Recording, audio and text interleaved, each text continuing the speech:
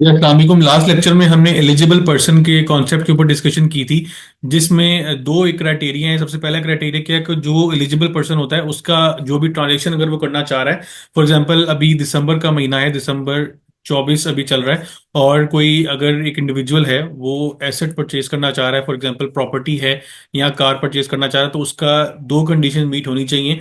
पहली कंडीशन क्या है कि जो लास्ट टैक्स ईयर गुजरा है, मतलब अभी लास्ट टैक्स ईयर कौन सा गुजरा है, जून 2024 का, उसकी आपने रिटर्न फाइल की हो, income tax return. Second condition ये है कि उस बंदे के पास सफिशिएंट रिसोर्सेज हों। सफिशिएंट रिसोर्सेज का हमने लास्ट वीडियो में एक कॉन्सेप्ट पढ़ा था, लेकिन उसको डिटेल में हम आज की वीडियो में डिस्कस करेंगे। सफिशिएंट रिसोर्सेज कहाँ पे हों? अगर एक इंडिविजुअल है तो उसकी वेल्थ स्टेटमेंट में हो, या अगर एक कंपनी या एओपी है तो फिर उसकी फाइनेंशियल स्टेटमेंट में हो, जिसको आप बैलेंस शीट वगैरह बोलते हैं, उसमें सफिशिएंट रिसोर्सेज आ रहे हो।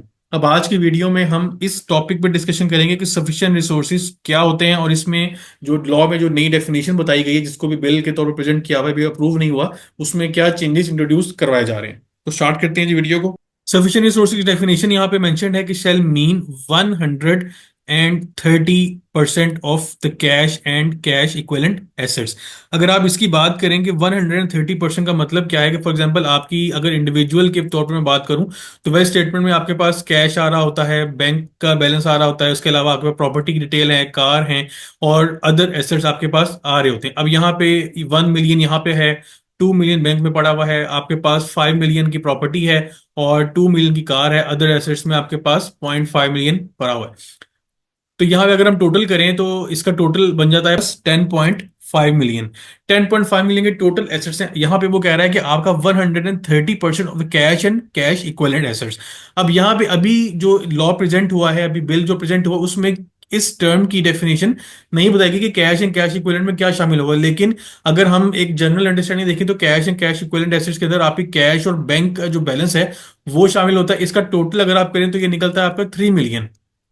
3 मिलियन को अगर आप 130% से मल्टीप्लाई करें तो it comes to around 3.9 million. इसका मतलब यह है कि आप सिर्फ 39 लाख तक की कोई एसेट, प्रॉपर्टी, गाड़ी वगैरह परचेज कर सकते हैं। आपके पास इतनी वाइट मनी हो। इससे ज्यादा की अगर आप कोई एसेट परचेज करना चाहेंगे तो आप फिर एलिजिबल पर्सन नहीं कहलाएंगे, आप इन एलिजिबल पर्सन के डेफिनेशन में आ जाएंगे।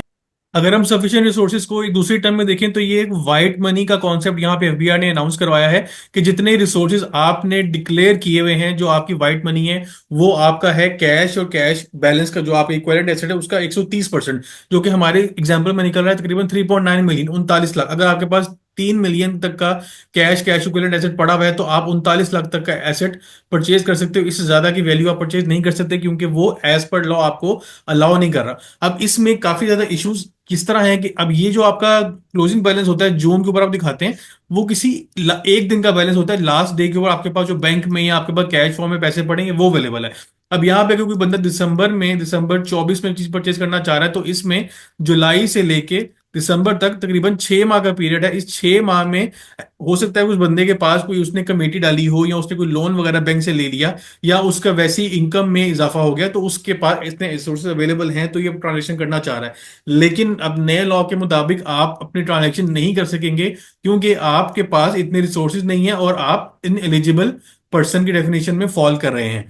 तो ये जो नया कॉन्सेप्ट है, इसके बाद अब व्हाइट मनी और जो डिक्लेयर्ड एसेट्स हैं उसके ऊपर काफी ज्यादा डिस्कशन होगी। ज्यादातर लोगों की ये कोशिश होगी कि वो 30 जून के ऊपर जो अपनी रिटर्न फाइल करें उसमें मैक्सिमम एसेट्स अपने डिक्लेयर करें, क्योंकि अब आपके पास अगर 30 जून पे मैक्सिमम एसेट्स नहीं होंगे तो आप अगले साल में जाके ट्रांजेक्शन नहीं कर सकेंगे। तो आपको ये एक पहले से प्लानिंग करनी पड़ेगी कि आप अगले साल में कोई एसेट अगर परचेज करना चाह रहे हैं तो उसकी कितनी वैल्यू है। वो वैल्यू आपने वेरीफाई करनी है कि आपको कैश और कैश इक्विवेलेंट, अभी तक एफबीआर ने कैश और कैश इक्विवेलेंट की डेफिनेशन को बताया नहीं है, लेकिन हमारे अंडरस्टैंडिंग के मुताबिक कैश और बैंक इसमें शामिल होता है। अगर हम अज्यूम कर लेते हैं कि एफबीआर इस डेफिनेशन में प्रॉपर्टी को भी शामिल करता है और आपकी बैंक उसके अलावा जो आपके दूसरे एसेट्स पड़े हैं उनको भी शामिल करता है, तो फिर इस केस में तो फिर आपका ये टोटल 10.5 मिलियन निकल आएगा। अब 10.5 मिलियन का अगर हम यहाँ पे 130% यहाँ पे अगर हम लें तो debt comes to around 13.65 million. तो ये वो वैल्यू है जितनी अमाउंट की आप अगले साल में जाके इन्वेस्टमेंट कर सकते हैं, आप प्रॉपर्टी परचेज कर सकते हैं, आप गाड़ी ले सकते हैं।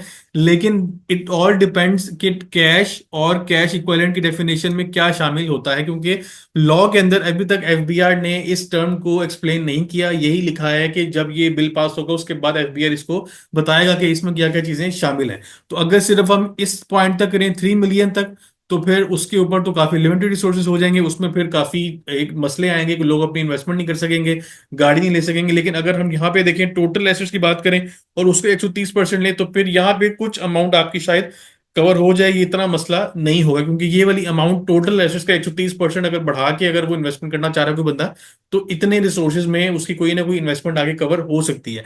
इस केस में भी मसले आएंगे, ऐसा नहीं है कि मसले नहीं आएंगे, लेकिन अगर यहां तक रिस्ट्रिक्ट हो जाए तो भी ज्यादा इश्यूज आएंगे। तो इसमें जैसी कोई अपडेट आती है इंशाल्लाह I will definitely make a video और आपको मैं उस पर अपडेट करूंगा। सफिशिएंट रिसोर्स के साथ साथ एफबीआर ने एक नई टर्म इंट्रोड्यूस करवाई है, sources of investment and expenditure statement.